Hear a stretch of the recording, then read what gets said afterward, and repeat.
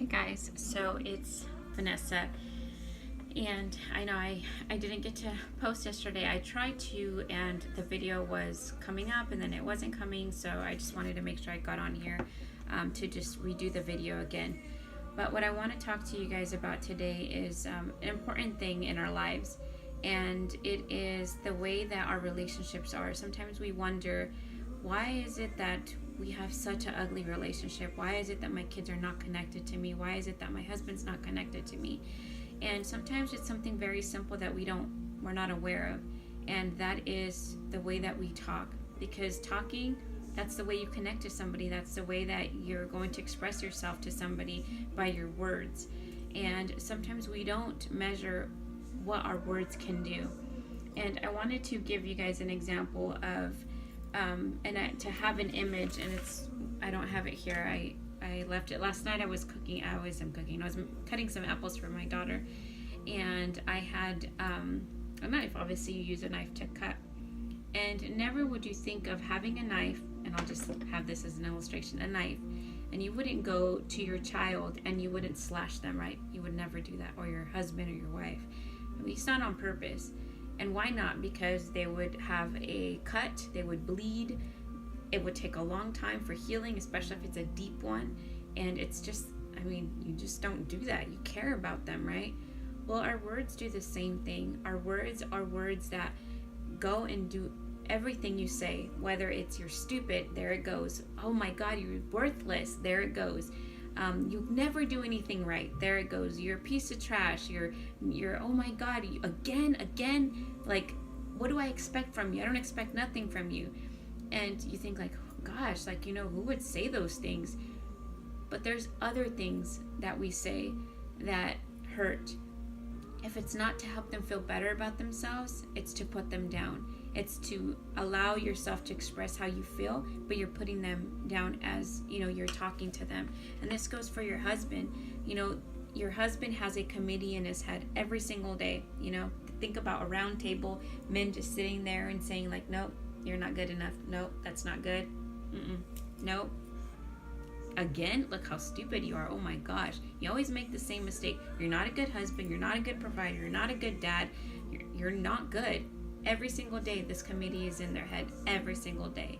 Now, here they come home and they hear it from you. And you say, no, yeah.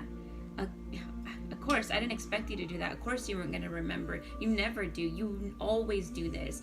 You always treat me like this. You always do this. Whatever, etc. it is. And of course, they're like, yeah, I knew it. Anyways, I hear it in my head all the time. And the sad part about it is that when another man would tell the things that you tell your husband, and they're in front of them, and, that conversation's going on, please tell me that your husband's just going to sit there quietly and listen while another man offends them to their face. What would happen? There's going to be fights involved. There's going to be probably jail time. There's going to be so much bad stuff. Probably somebody will end up in the hospital because it's in them to not allow themselves to be offended, to not be threatened by another person. So why is it okay that you can threaten them? Why is it okay that you can get so close in their face and tell them, and then expect them not to walk away or not to do this or to leave? That's the best thing that they can do. If they're about to get in a fight, be like, don't get in a fight, just walk away. You tell that to your husband. But yet when they do that to you, you're like, where are you going? I'm not done talking to you. Don't leave me with my words and, like with me talking. Get back here. It's like, okay, which one do you want?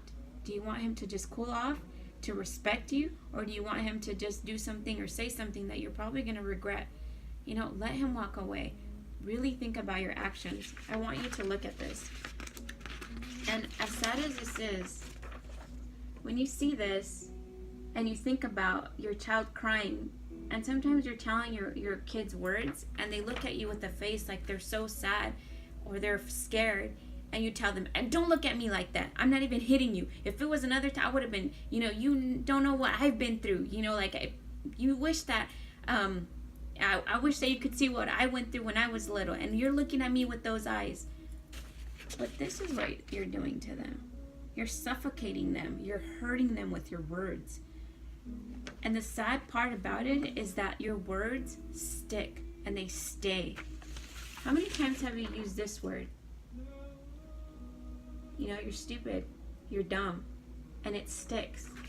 And it makes a mark that it engraves in them for the rest of their lives. Think about what you feel about yourself and what your parents told you when you were younger. Is there something that they constantly said? If you didn't, then you had amazing parents and you are very blessed. But if you had a parent that constantly just used a word because it was normal, it was natural, and that stuck with you, and maybe as an adult, as a husband, as a wife, you struggle with those things, and that's the sad part about it. Your kids, your husband, your wife are built up of your words. They're built out of your words. Everything that you tell them will stay with them and will build the person that they are.